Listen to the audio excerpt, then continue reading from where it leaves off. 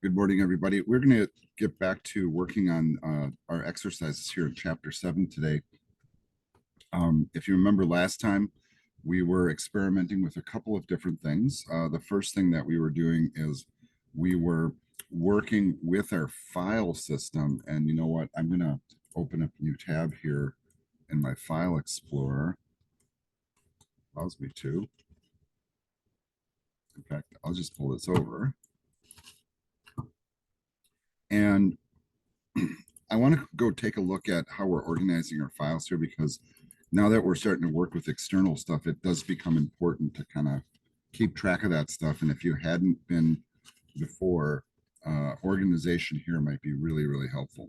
The reason for it is we're going to be working with exercises that will have, you know, potentially multiple files. We might end up calling them kind of the same thing. And then just to make sure that, we're not kind of polluting our own file space, basically, we're going to create separate folders for each exercise just to kind of isolate things.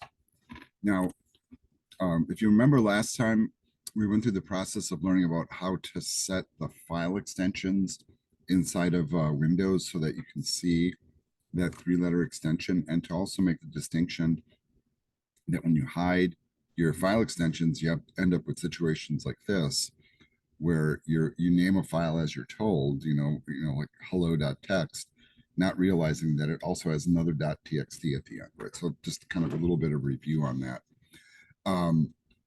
We were able to successfully, with the code that you see on the screen here, also set up another new thing that's new to us, which is a try catch statement. Okay, now I say try catch, and you see the words here, try except, and that's kind of a slip on my part, because in most other languages, that's what we call it, right? So my brain is stuck with old habits.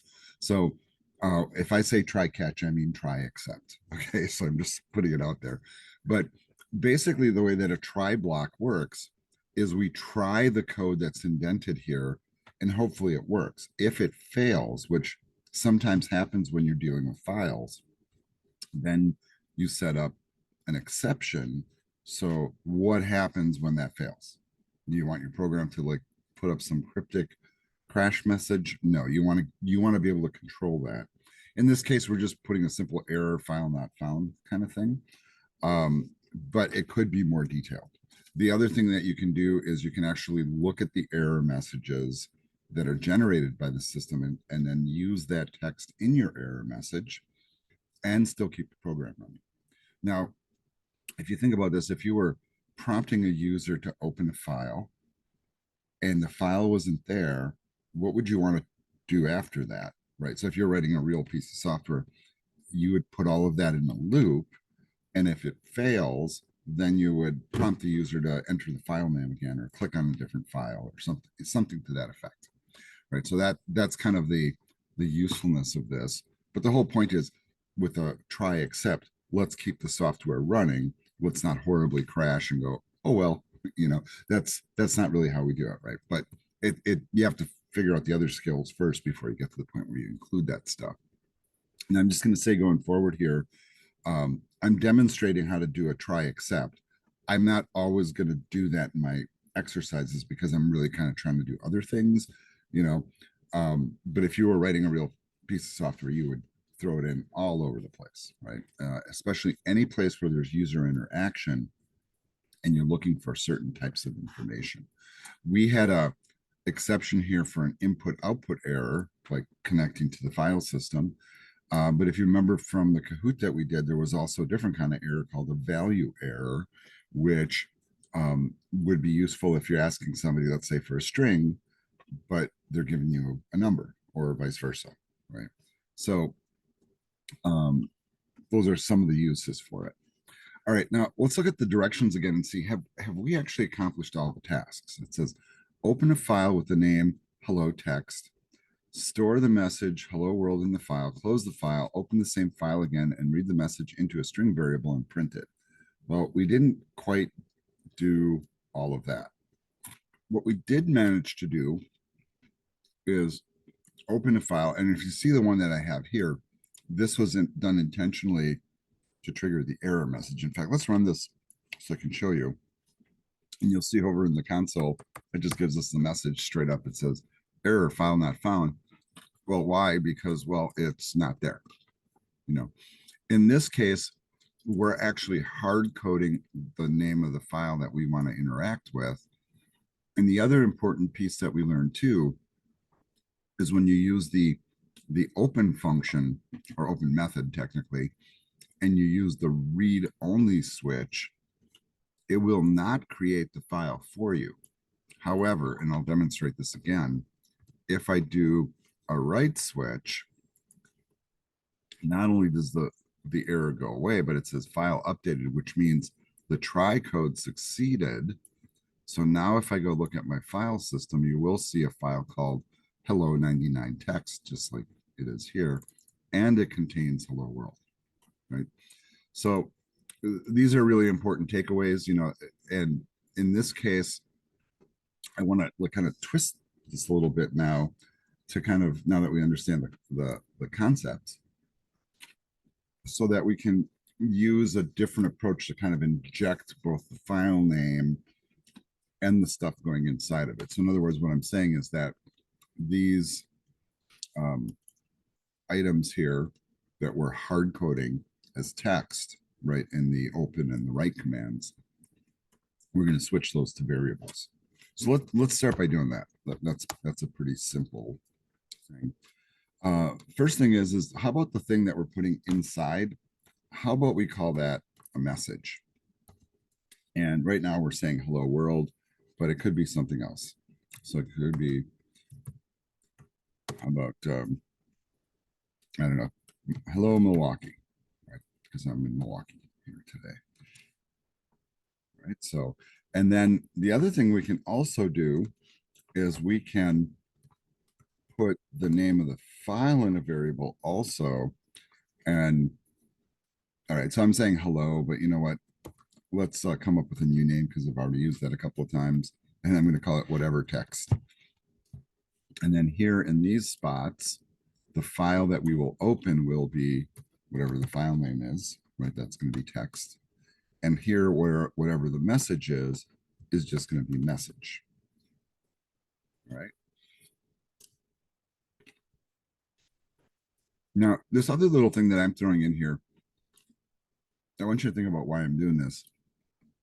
If in the absence of actually outputting what's in that file, because we haven't even gotten to that step yet, this is really helpful for the user because they know something happened, right? If that message wasn't there, I'd run the program and nothing would be on the screen, and you have to go look at your file system to see it.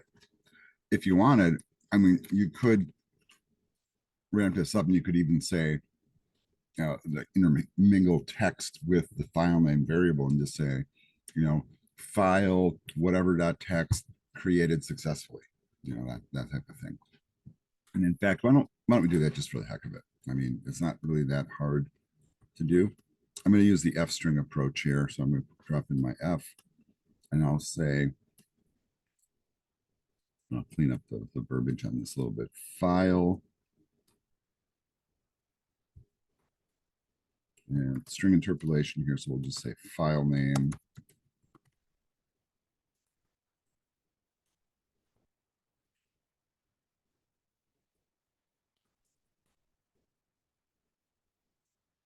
Should I say created or updated? Maybe it's better because it could already pre-exist.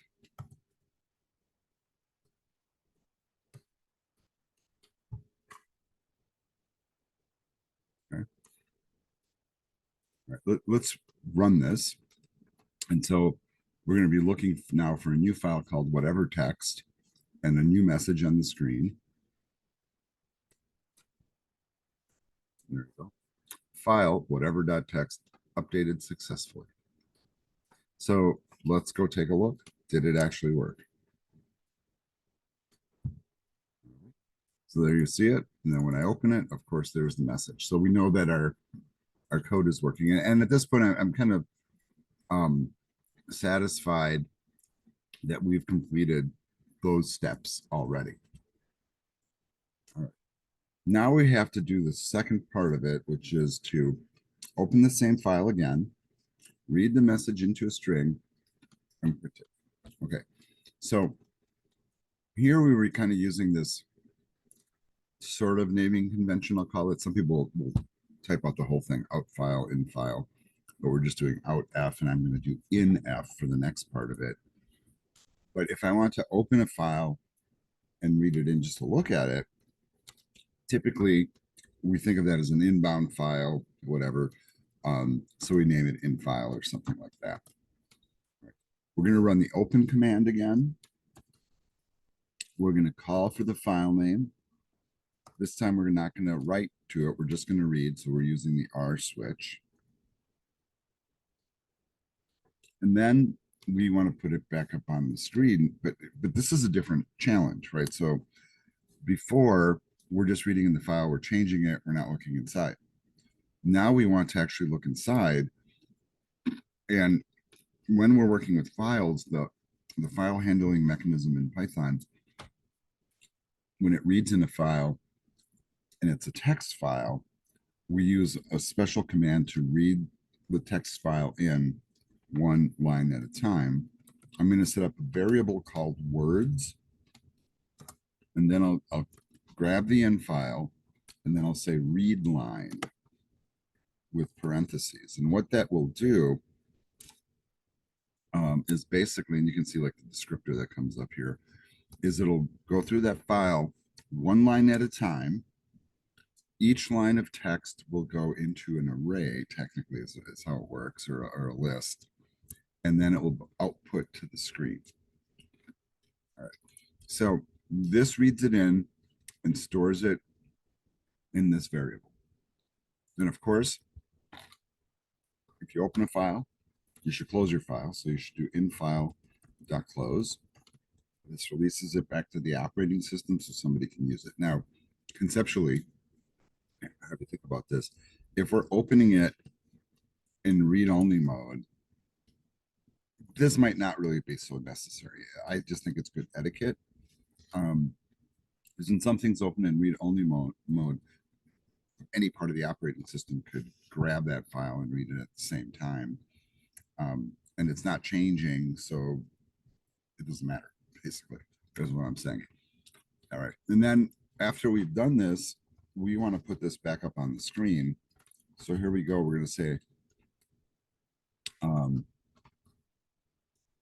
we'll do something like this. The file, and let's do the F string thing again. So I'll put an F here.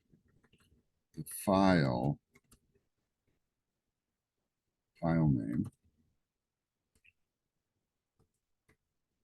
contains, I'm going to do a colon here, but I'm going to do a new line character. And I don't want it to appear on the same line as the text I just typed. And then we'll string interpolate the variable that holds the text. Right. And then we're gonna put that back up on the screen. All right, let's try running this and see if this even works. Right. You'll notice right now, this is not in a try except, but it really should be. And I'll tell you why I didn't put it in. So here goes. It says file whatever text updated successfully, and then it spits back to me what it contains. Now, in this case, it contains exactly the same thing it did before. We really didn't change it. I could, of course, change the message so we could see that it changed, but indeed, it's reading it. And actually what it did is it wiped the contents and rewrote it is really what happened here. And then we got a success message. Then it went back in, read the file back into memory, stored it in the variable. We pulled the variable and outputted it to the screen. All right. Now, why didn't I go to the trouble? Because this is a potential point where the code can fail. Why didn't I go to the trouble of putting this in a try except? Well, from a logical standpoint, because I'm controlling the code, I can see that it was successfully created. You know, because if it passes this, right, it'll come down here. But okay, so that's a really good point. What if I changed it? This is an R. Yeah, it could potentially fail. So if you wanted to like really ramp this up another notch, and really, you know, no serious programmer would not do this, right? So in other words, whenever you're messing with files, you should put your stuff in try except statements. Right? So I'm gonna take all of these commands and do exactly that. Right? And really, the print statement can come after. It could go inside the try. Either way, it doesn't matter. But I should have an except here.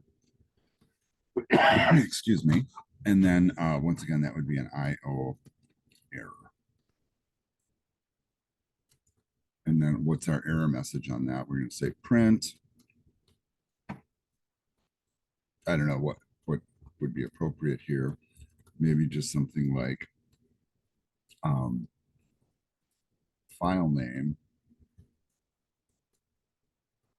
not found. And you know what? Maybe it is appropriate to maybe just say error. No, because of the way we have the code set up, this would never trigger. But it's still, the point is to show you that it still works when you put it inside of try except.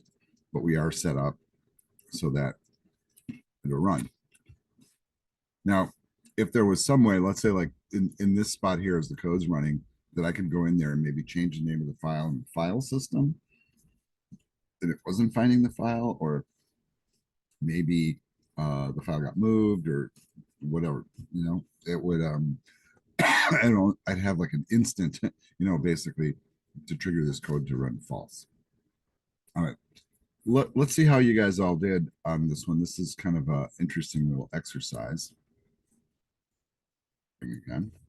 So now we're going to move on to the second exercise. And what I'm going to start with is I'm going back to file management here. I'm going to go up one folder level and create a new folder named exercise 7.2. And all our stuff for this is going to go inside here. As with the previous exercise, we're going to be working with text files, and this is going to be going through the whole unit here. And when we get to the point of like needing a text file that has more than just like a couple words in it, I may provide it for you, or you can self-generate it. That's kind of up to you. So just kind of putting it out there, but now I have the folder in place. Let's go ahead and read the instructions. And get that Word doc up on the screen here. It is exercise 7.2. So exercise 7.2 reads as follows. It says, write a program that reads a file containing text. Read each line and send it to the output file preceded by line numbers. If the input file is, Mary had a little lamb, et cetera, then the program produces the output file with line numbers in front of it. And you see they got like a / and a star and a number and whatever. So our job is basically to insert this text in front of each line, write it back to the file, and then put it back up on the screen. Now, notice another wrinkle here.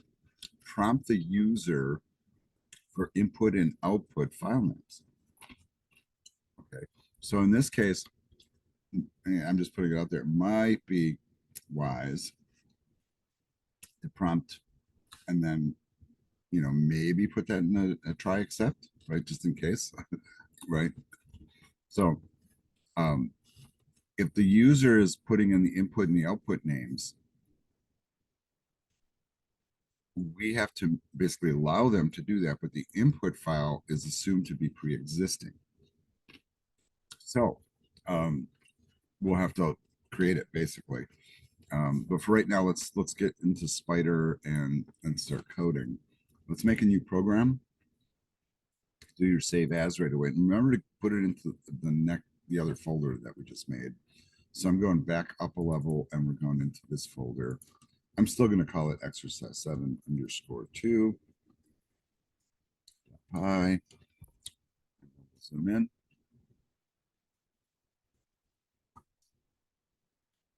All right. So the first ask on something like this is if we're reading in the file, but we're prompting the user for the input, we better ask them for that, right?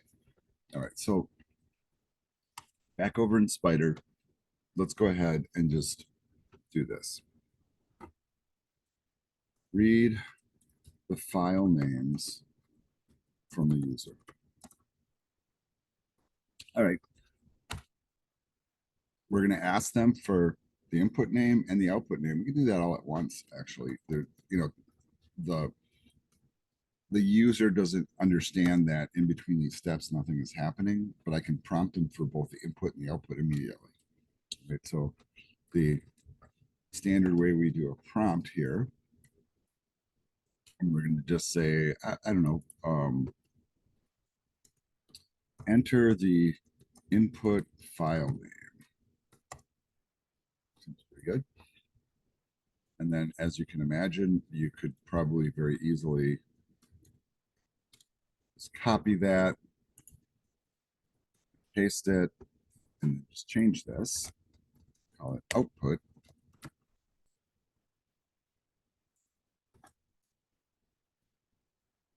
Right, so the user's in control of those things.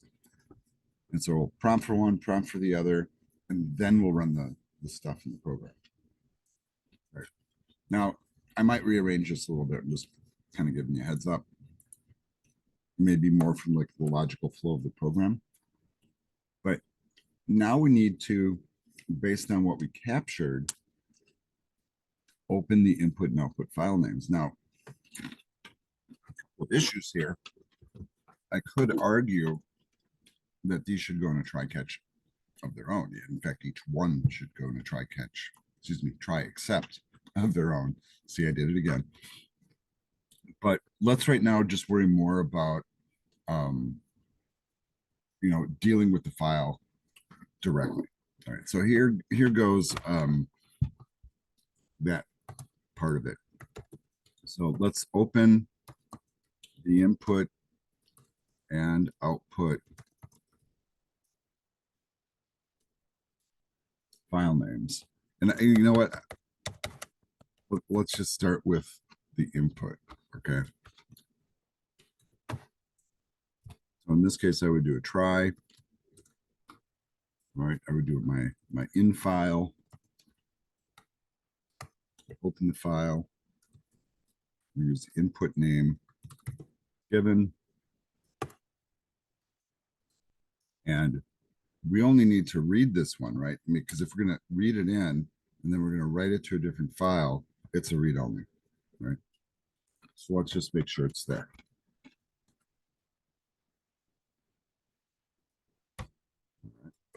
And then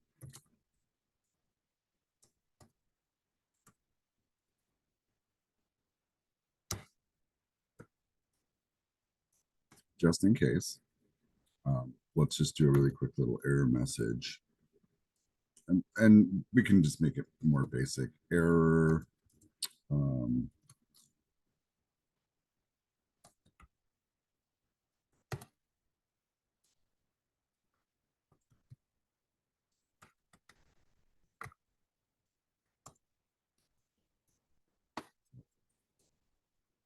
Error, whatever file not found. All right. You know what? Let's just do this right now. And right. I like to kind of build programs like that. And I don't know if you have been catching on to that, but when you're like adding a thing that may or may not work, it's a good time to find a way to try to test it. So you're not like writing 50 lines of code and going, no, what's not working? Right, so let's see if this works. Right now, we know in that folder, right, and I can pull the folder back over. We have no files in here, so it doesn't matter what file name I type, it should give me an error. Yep, that's the point. All right, so here we go. Enter the input file name. All right, whatever dot txt. I'm going to call it whatever 2.txt. Kind of interesting there. Oh, why why did I get this? Oh yeah, I didn't put the letter F here. All right. All right. Let's do it again, just for the sake of it.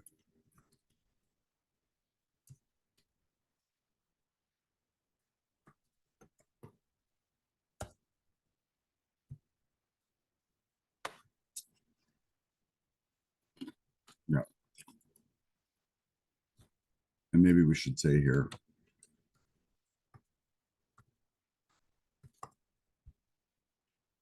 something like that. All right, one more time.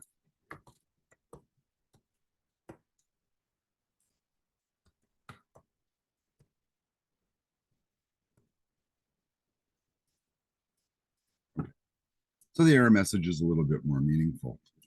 All right. So that's kind of like the approach on this stuff. And of course, we want to put in a file that it will find. Right. And the other aspect of this is, would you, for example, set up a try for even the input? Okay, and this is something we haven't tried yet, but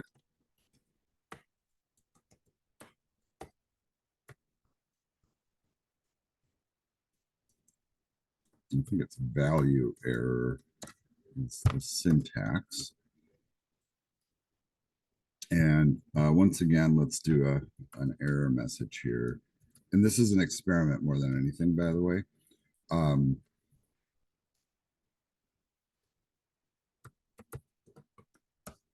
and I'm not really sure what a good error message is. I'll just say incorrect input. And I don't know if we can even trigger this message. And I want to explain this to why. If somebody types something at the keyboard and I'm not converting it to like a number or something, it comes in as text, right? Will this ever throw an error? Is what I'm kind of trying to point out. All right, let's run it, and you notice I'm getting a little thing. It says F string is missing. Oh yeah, because we're not using any. Let's just run it. Doesn't matter what I type. Basically, not. Right. Of course, it's not going to find the file. It's catching it here. So if you're wondering why I'm not putting the prompts in a try except, that's kind of the why. It's really functionally irrelevant. you know, this is the spot where it will actually fail. These spots up here, it will not. So I'm going to eliminate that stuff. I just wanted to show you that that might be a consideration. If I was converting this to a number for processing to do math, then I would, right? Because then there's a possibility with the type in some letters and I can't convert them to numbers and I can't do math. That would be problematic. Right? That's not the case here. So we can just do what we were doing. All right. So now, in principle, they know what file is there. They're opening it. We read it in. If it's not there, we'll give them an error message, and then we're going to move on. Back out to the margin here. And now we want to open up the output file, but open it with the right switch. So I'm going to create an outf variable. And we're going to open it. And then we're going to put the output name. So this is going to be the name of what we're going to name the file that we're changing. And because we're creating it or writing to it, we'll use the W switch. Right? This will create the file. Will this potentially fail? And these are the kind of questions you start asking yourself, right? And no, it shouldn't, right? As long as the output name is valid, and even if it was a number, it would be valid. This will work. Doesn't need to really be in a try except statement. Now, a couple other little tidbits, right? Where do I close my files? Okay, well, that's kind of a thing. Some programmers will do the file closing at the very end. They'll do all their stuff and then they'll do a couple of commands. And I'm looking at how I did this last time. And that's exactly what I did. Is that the most logical way to do it? You know, I don't know, right? But I think it might actually be more logical to do it up here because once you read it in and you put it in a variable, I mean, I'm kind of done with it, right?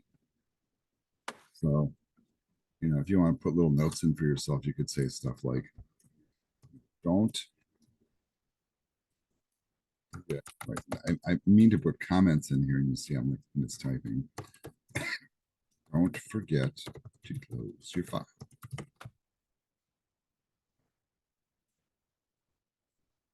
Let's move on. Now we got to do the mechanical part, which is maybe seemingly more daunting. We're going to read everything in, and then we're going to change it and update and append this text to it. And what you'll notice is, okay, we're going to do this multiple times, implies a loop. Every time we loop, we'll increment this number here by one, and we'll do it, you know, basically one line at a time. All right, so here goes the code for that. All right, so the general directive is this, right? All right.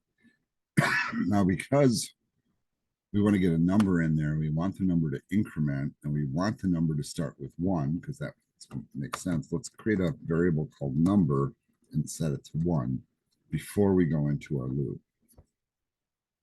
For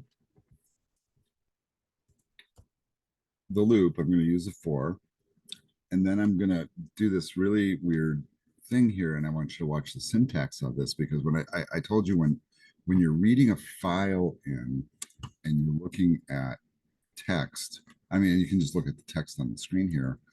You know, every file sits on its own line. When you read a file into an in file, what it really is truly doing is taking each line of text and putting it into a list position. So a file reading mechanism takes every line of text and puts it into a list position, and then that structure can be traversed like any other list or ordered piece of data or a collection in Python. So I can just simply say for line in file, right? And these are names on, okay, well, the in file is the in file. Line is just what I'm calling it because that's what it is, right? It's just a line of text. Right. So for each line in the in file, now we're going to write to it. So I'm going to go to the output file. I'm going to issue the write command, and this will write to what the current line is. And what do we want to write to it? All right, now we're just assembling a string, by the way. We're going to take, we'll put in our double quotes here. And I'm going to do this kind of the old fashioned concatenation way, by the way.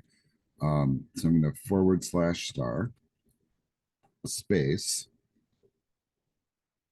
Then I'm going to concatenate to that with a plus sign, the number, right? But you know what? We're putting it back up on the screen. I'm converting it to a string.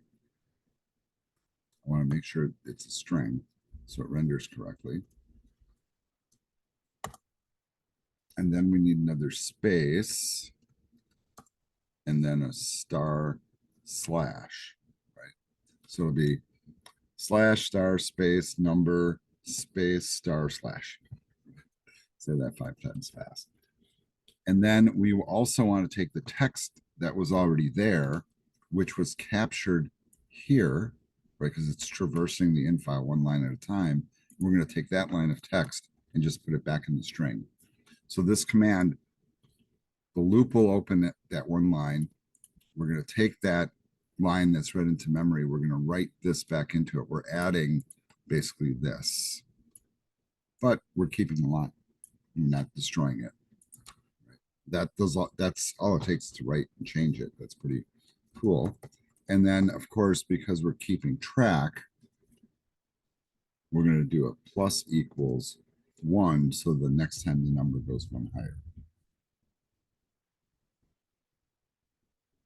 When this is all done, that's all the commands we need here. We do need to close the out file because now we're done with it, right? So this one makes sense to close near the bottom after we do the work.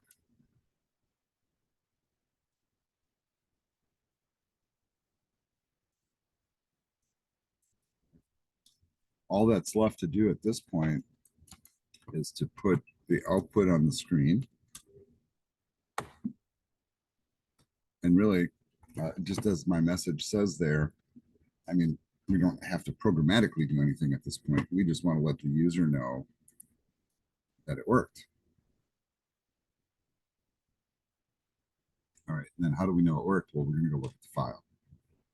All right, right now we don't have any files. Let's get some files to work with. And what I've done in the past is usually I've been working with like Beatles songs just because whatever, fan from, since I was a kid. And I just remember the words enough to be able to just type them out. So like I just took the first few lines of the song Blackbird by the Beatles and I put them into this file. And you see I called it input-bb.txt.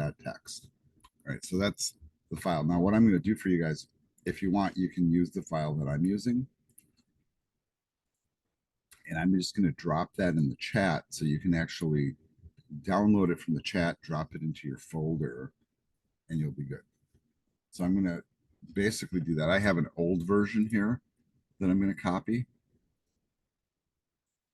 and put it in my new folder. So you can watch the maneuver. If you prefer, you have different song lyrics you want to use, or a poem or whatever, you want to just type up some nonsense, that's on you. I'll give you a couple seconds to go ahead and do that. Of course, we have Google available to us. We can just go to the search engine and type in, whatever song lyrics, and it'll probably just pop right up on the screen. But whatever it is that you find, put it into a plain text file. If you're not sure how to create a plain text file, there's a couple different ways. Windows 11, just right click, do a new text document. If you're on Windows 10, the menus look more like this, but you still have the new menu and a text document. What it will do is it'll drop it in like this. You call it, whatever. And then you can double click and open that file, whatever your default text editor is. Mine's still set for Notepad on this system. And then you can drop in some lyrics. So I'm going to leave this one blank, but maybe I'll tinker with it a little bit. So maybe I could do like a really basic song. Hey, whatever. Hey, whatever. Okay, so I'm just being snarky here. It is not saved right now, so I'm doing a Control S to save. So I could test this program with two different files now. I'm going to close Notepad for right now, but I'm probably going to come back and take a look in a minute to see if it worked and what happened.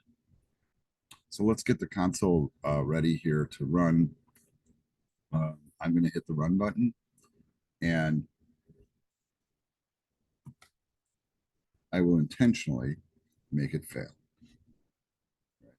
I don't have a file in there called input.txt, but I want to trigger the error message to see if the try except is working.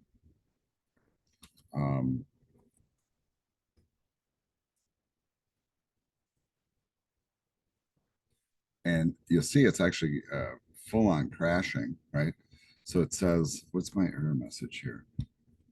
Name in file is not defined, right? And what line is it failing on? Line 23, right? So what it did is it tried to do it. It gave me the error message, right? And then it went on. So it failed and gave me this, and then it just started doing it. All right, well, let's create this file, the output file. So I should have a file called, yeah, I sure do, that it created. But then it tried to do this and it failed. So here's kind of like the example of like, how do I know when to use a try except? Perfect example, right? If this fails, ideally the program would stop or we would loop it, so we could go down a rabbit hole on this and spend hours on it if you really want. But the reality is this part also needs to be in a try statement, because if this one fails, then this one will fail too, right? So that's kind of the clue, right? So here goes. So I'm going to do try. I'm going to take all of these lines, and I want you to see how I'm doing this. I'm not even highlighting all of the lines, but because I have a little bit of each line highlighted, I can hit the tab key and move it all in just like that. I'm going to come back to the margin and do an accept. I want you to notice this time I'm not doing an IO error or anything like that. We're trying that code. If it doesn't work, I can just go right to a print statement. So that's possible too, and say, sorry, that won't work because your input file name or your input file did not exist.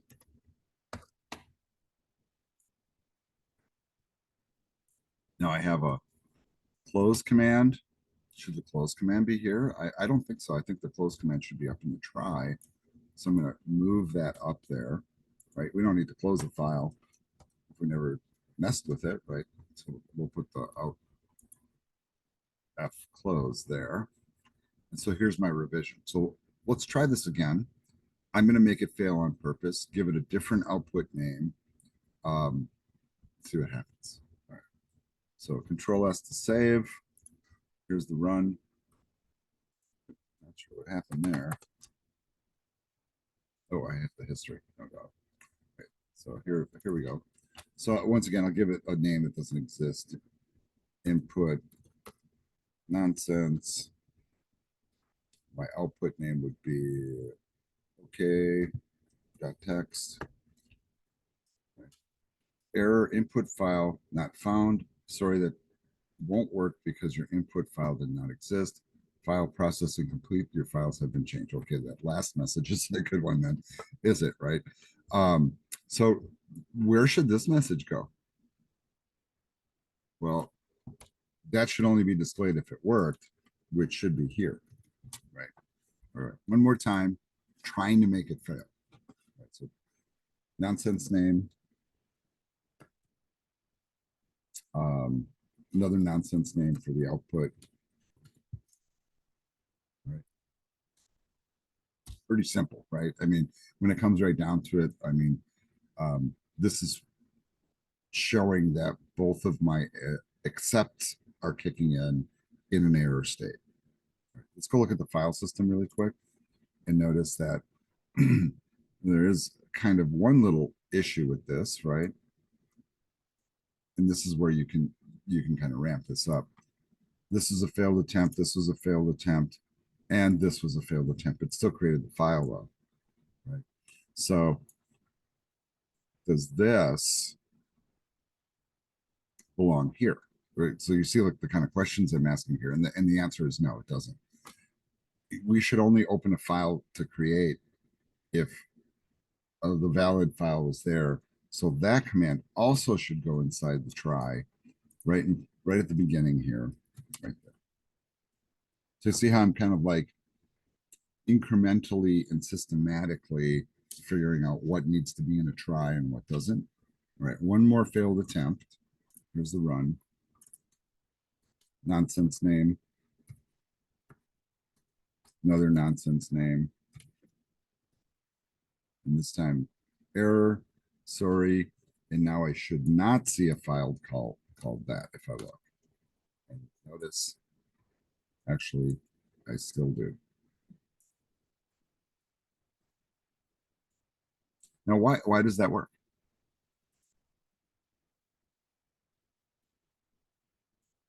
Well, it's working because the output name is being prompted for here. So there's nothing stopping this this code from running. You see what I mean? Will there be anything inside of it? Okay. So maybe really truly the best way to do this is this should be inside the try. And you see how I keep revising it, right? This should be inside the try. And this should be inside the other try.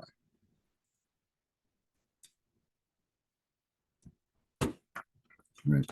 And you see how I kind of keep revising my logic here and trying different stuff to try to solve the problem. And this is kind of the incremental path of a programmer here. So if I try this, the input name, and this fails, I'll get the error message. That one's working just fine. If I move this inside here, this will try to happen. So it should prompt and do all this. Let's see if this makes it fail. So we're gonna do it once again. Control S to save. This time I'm gonna go in here. I'm gonna get rid of all this stuff here because it's getting kind of hard to look at, right?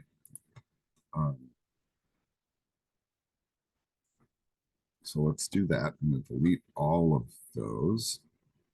Oh, and of course, I have them open in Notepad somewhere.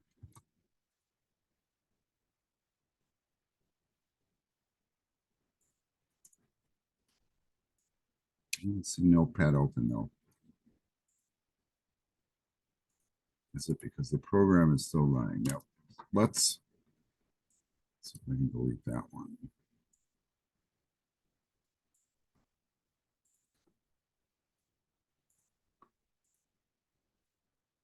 RD blank. Where are they open? All right, so maybe it's because they're stuck in memory or something. That's an entire possibility. Whatever, not a big deal.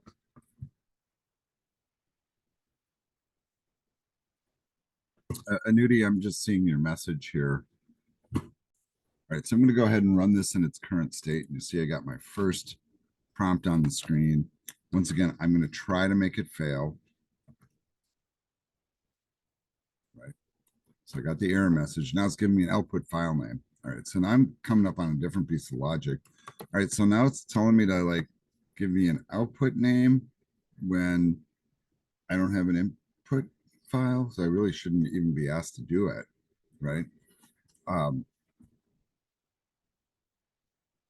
Right. So I'm going to say that this error message probably is not a good one. So we might want to tweak that. But I did identify kind of a flaw in the logic here. So if I type this in and this fails, why would I ask for an output file?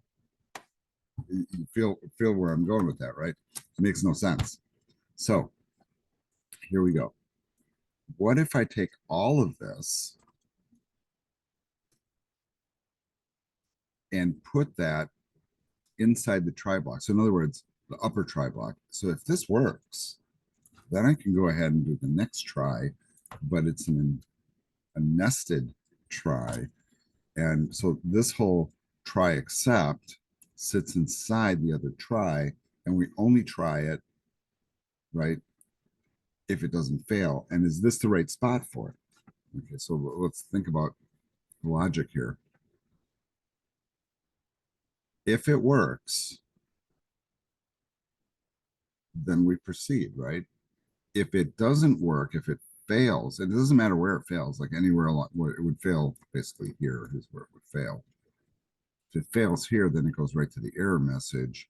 If it succeeds, then we try this. And then if this fails, and really it's this line and this stuff that would fail, then you get your error messages. All right, so now I can get rid of all this. Save, run. So let's put in a name that doesn't exist. That's more like it, right? That's really what should happen. Hey, you got it wrong. Sorry, done. Right. All right, let's do it correctly now. Input dash bb dot text, because we know that file exists. And notice it's got to be exact. I can't like make any of the letters uppercase or lowercase. They have to be exactly what is in the file system. In this case, right? All lowercase. A dash is in there. So here comes. I'm going to press enter on this. All right. So far, so good. Why don't we call it output dash bb dot text.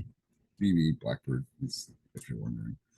And it says, sorry, that won't work because your input file did not exist. All right, let's go look at the file system though, and maybe it's just my error messages that are broken at this point. Um, okay, so it didn't actually write the stuff. So maybe there's a little flaw in the logic here. It didn't actually write the stuff, but it did create the file. So let's like kind of backtrace it here and try to figure out where it's failing. So this worked. We read in the file, at least we assume so. Then we're asking for the output file name. If we can, we open it and hypothetically do all this stuff, right? Close it and hopefully get that message. So I'm not really sure where it failed here, but it did trigger, sorry, that won't work because your file did not exist. Okay. So let's see if we can figure out where it's failing. And if you guys can see it before I see it, you know, kudos to you. And now I'm wondering, um, does it make sense at this point to actually do this? Now I did do I think it got this far.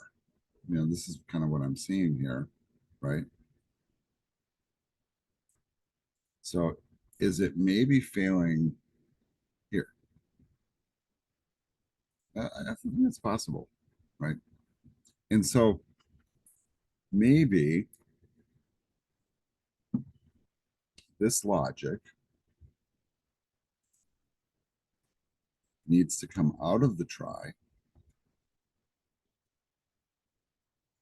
and just sit here.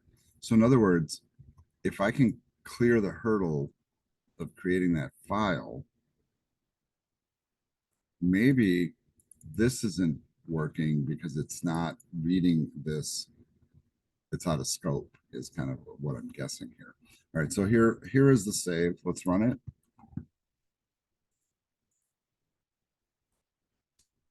Input dash bb text. So far, so good. So now we've made it basically to here in the code, obviously, right? Let's do output. Yeah, this will overwrite the previous version. And now we're getting, notice, value error, right? So it's telling us the kind of error that we're getting. And where line 24, right? So line 24 is here. So it's not reading the in file. Okay. So, and it's a value error. So maybe,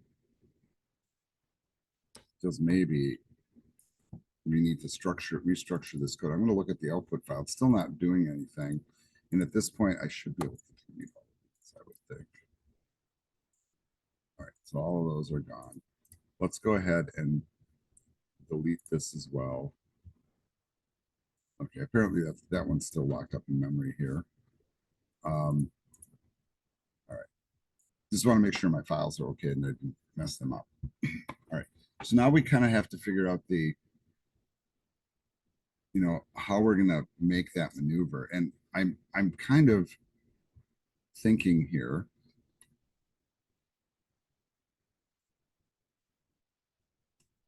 Do we really need to have any of this stuff here? So this is kind of like where my brain goes on this, right? And these are the kind of fun little problems that you kind of encounter, and then like when you're trying to like overcome them, there's like these little nuances and tweaks and whatever. And I do want to kind of accelerate this because I see we're rapidly running out of time. All right, so let's break this code out then. And I think really what it is a matter of is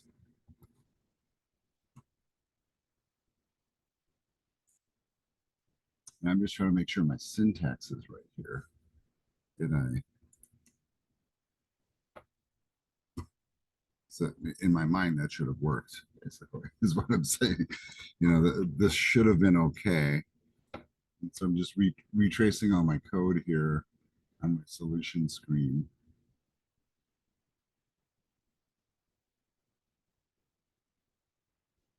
Oh, this is really silly. Think about this, right? I'm trying to traverse the in file, but I've already closed it. That's what's happening. So where does this command belong then? All right. So really, that loop was okay. Trying to control Z my way back. My loop is okay here, but I can't close my in file until I'm done processing it down here. So there's a little lesson there, right? So, and you know what? I caught myself on it. So I think it's kind of amusing actually. Now it should work. I think our logic's all set at this point. So we have a try except inside of a try. Okay, let's try it. See if this does it. It should. So we'll do the correct input. We'll still call it output dot or dash bb text. Okay, hypothetically this worked. We have the success message. So let's go look at the output. It was written at 8:31. Yep, that's what time it is. So let's see. There we go. All right, I see one tweak I need to make, but we did get that in there. And the tweak we need to make is add another space here, right? That's the tweak. So that's really easy to do. So I'm just going to come in here, add a space there. Let's run it one more time. So input dash bb dot text output dash bb dot text. All right, let's take another look. All right, so mission accomplished. And what's kind of neat about this, I know this is kind of really primitive, but the point is we're opening a file from a prompt, making sure it's correct. If it's correct, we're changing its contents, writing it to a new file, have error messages in place. The logic now is correct. And it's just amazing, like just like a little, choosing the right spot to do this, right? And the fact that it took me a second to recognize that here I am trying to open something that I've already closed because I had closed it up above, was all it was. I'm going to pause the recording here for a sec.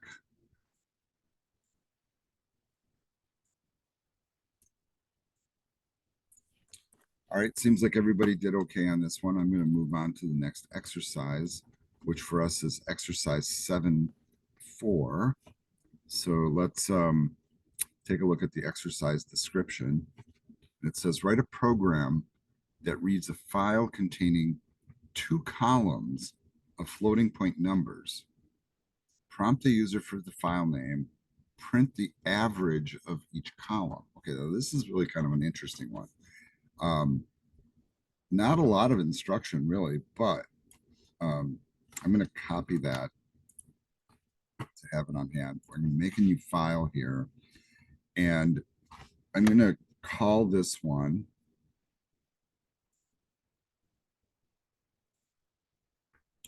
exercise 7_4, but I'm not going to put it in the same folder here. This time I'm going to do my file management from the save dialog. I'm not a huge fan of doing that, by the way, but it's doable. And we'll call this new folder exercise 7.4. And you see I totally misnamed it.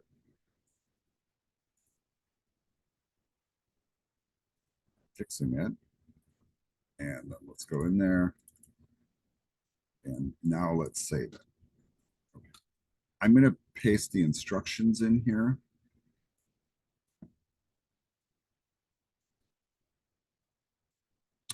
And then I need to get a file to work with. I do have a pre-created file that I'm going to share with you guys here. So I'm just trying to get back to my screen. So the last time I did this, I used this file here. I'm going to drop this in the chat. You guys can use that.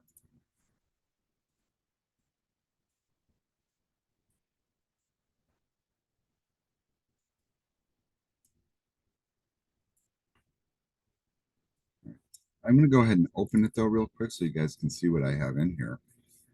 And here's what's kind of fascinating about this. I actually have, and I did this on purpose, right? Like the original example did not have the third column in here. So I think the last time I did it, I ramped it up a level. I added a third column to just kind of show a point.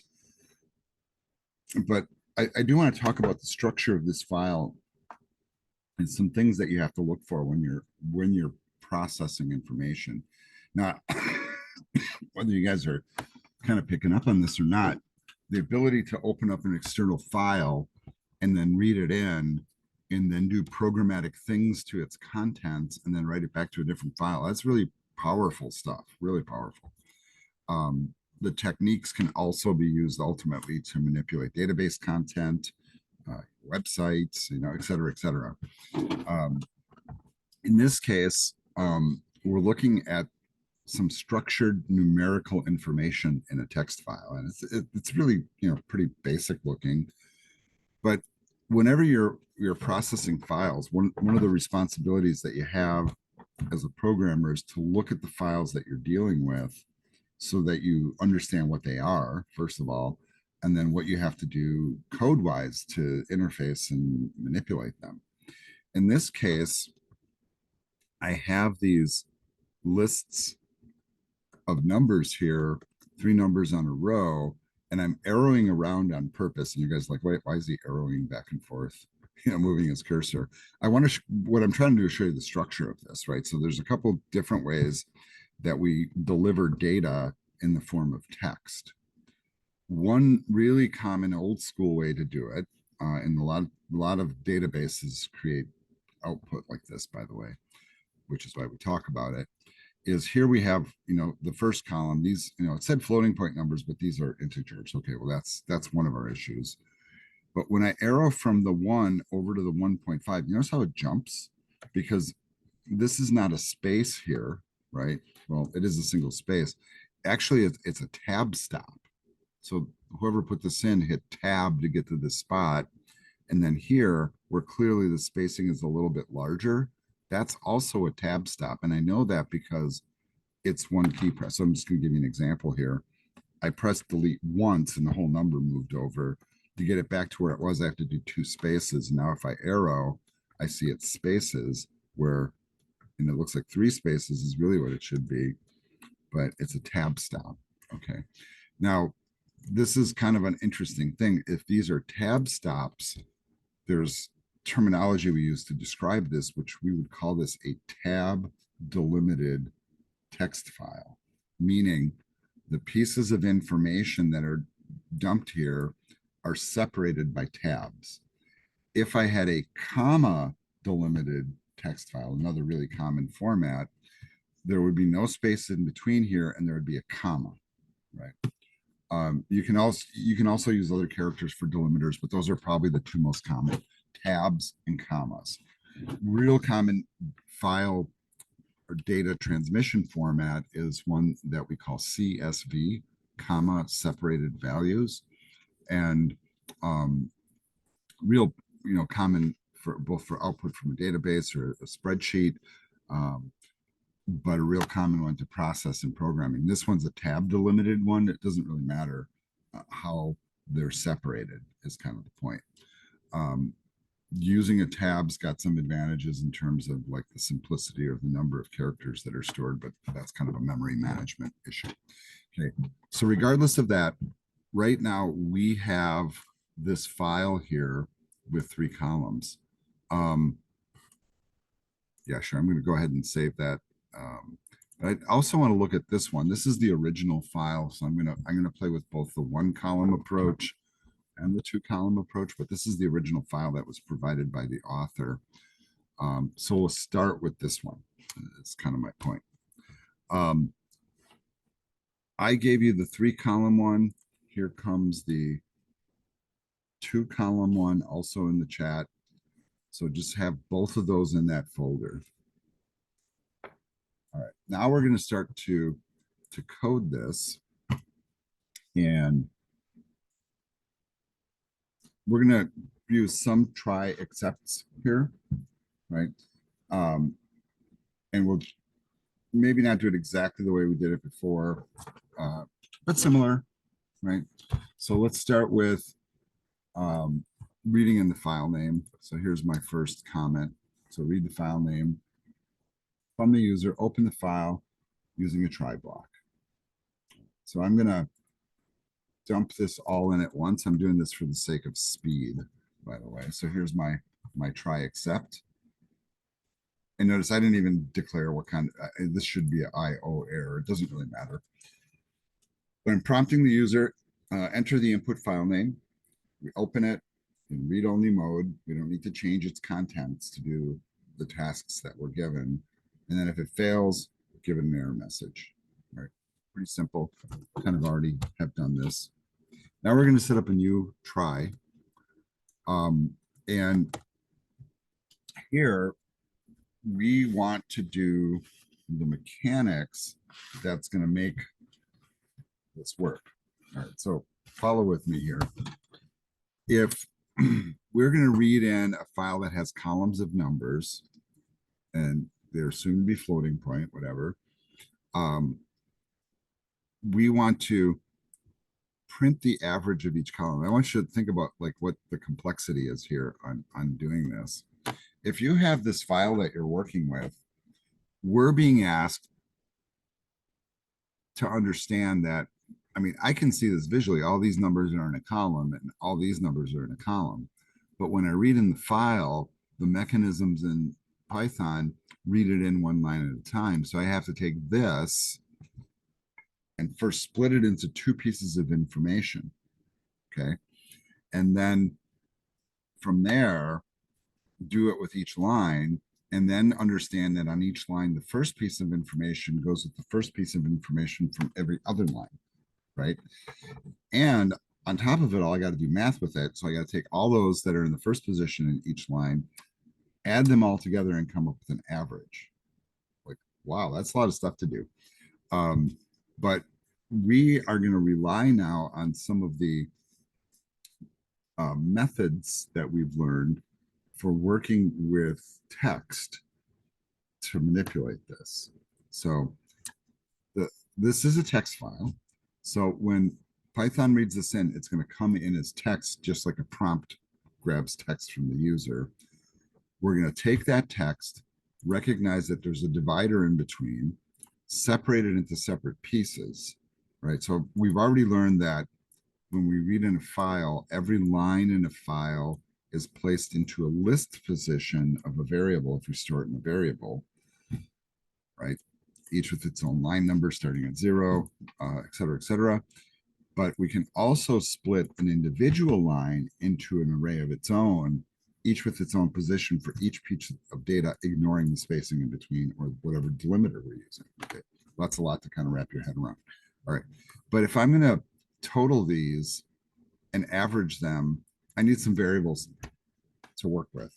So the first thing I'm going to do is I'm going to set up some variables to do the calculations. I'm going to generate okay, I got to be incremental about this because I'm not going right to 3 columns. I'm starting with 2. So I'm going to create 2 total variables, preset them to 0. Total 1 will hold the first column's total. Total 2 will hold the second column's total.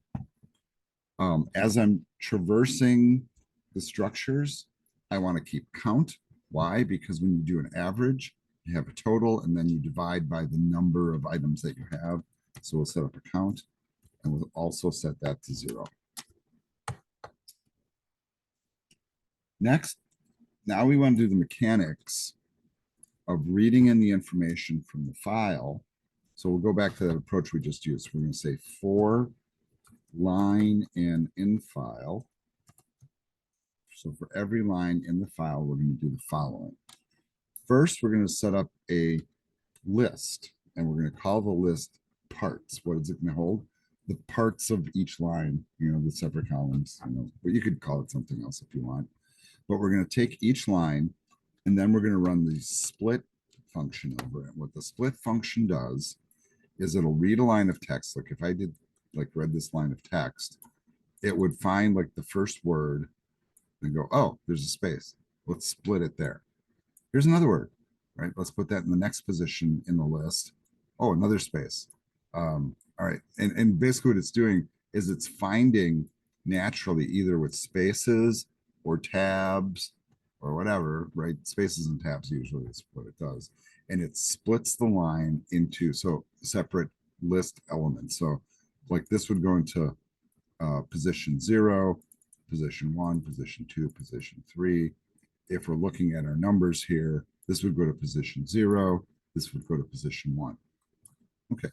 So this does that mechanical piece, right? So it takes a line and splits it and puts it into a list. Now the stuff is in this list. Now we're going to process it mathematically. So with the first total, right? So we're going to try to total the first column.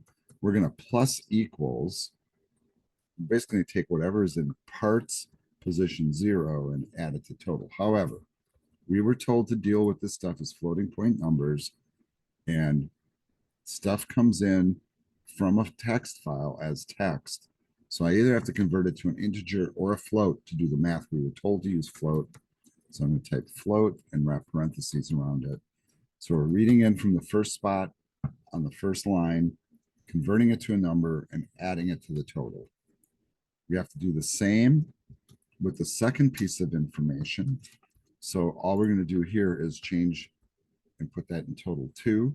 And then we're reading the information from the second position.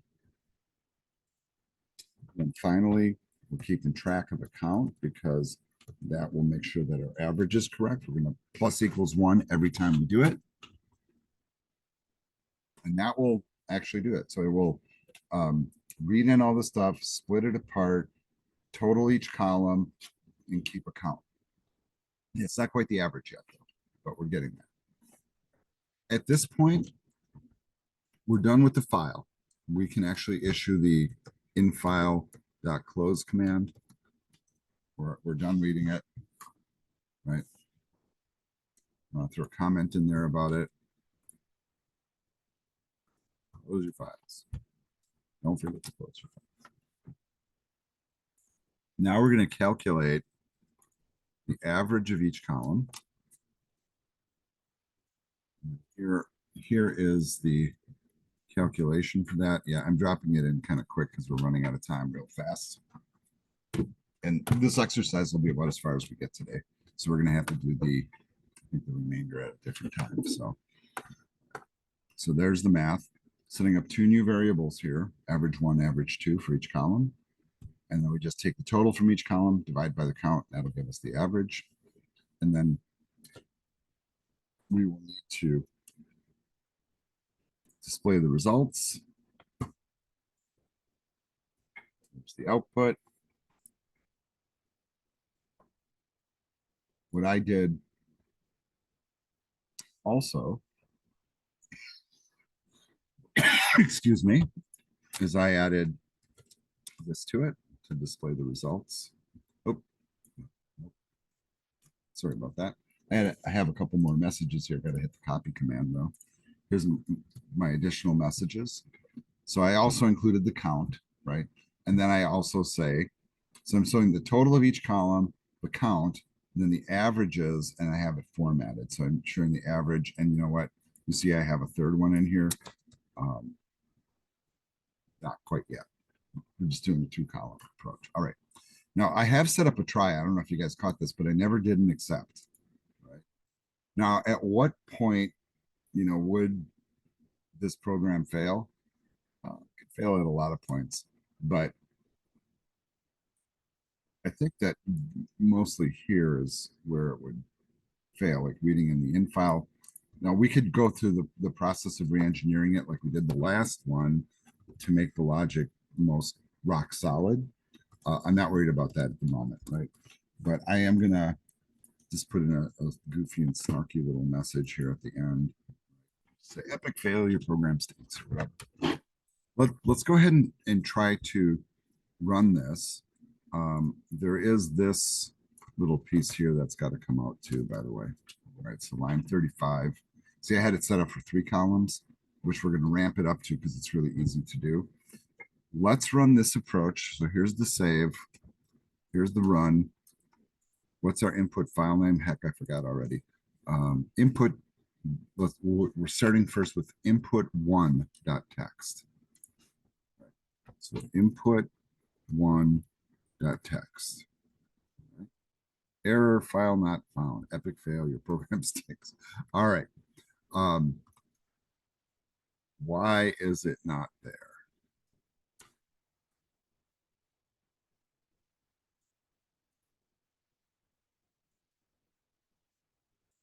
It's because I see it, right? It's right there. All right, let me just make sure that I'm in the right folder.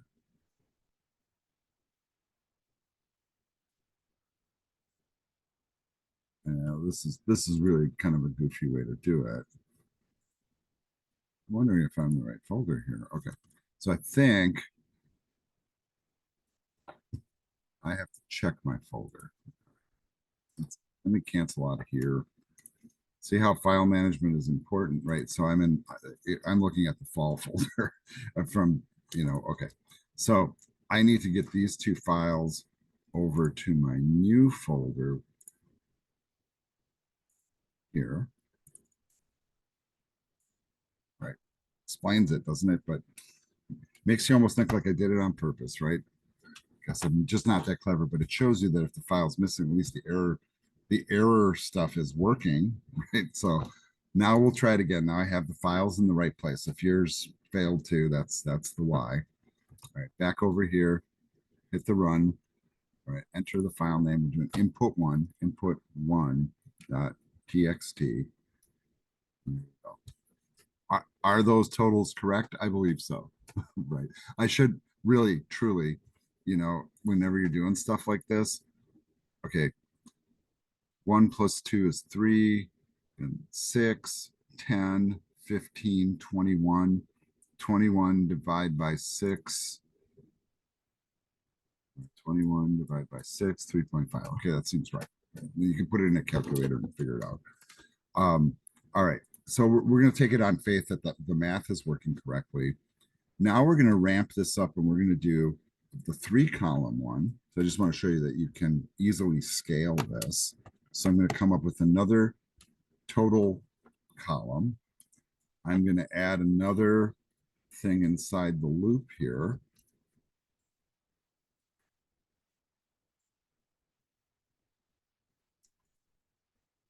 I'm going to calculate another average. And you see how easy it is to kind of ramp this up once you know your structure is working. It's a piece of cake. So with all of this stuff, it's just a matter of copy pasting, tweaking a couple of things.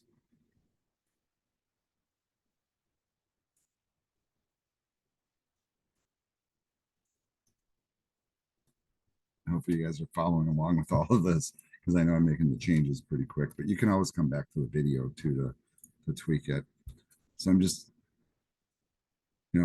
3 columns of reading in, 3 totals, 3 averages, 3 outputs, 3 outputs. And now we're going to feed in the other file. And now we're going to process 3 columns, right? And then just once again, to look at that really quick, the 3-column one looks like this. More complex numbers. Here comes the run. This one's just called input straight up. And there we go. Processing 3 columns of information. All right. I am going to cap it here. So this recording will end here. I think we have, if I'm not mistaken, one more exercise. So we will cover that next time, by the way. All right. So this recording ends here.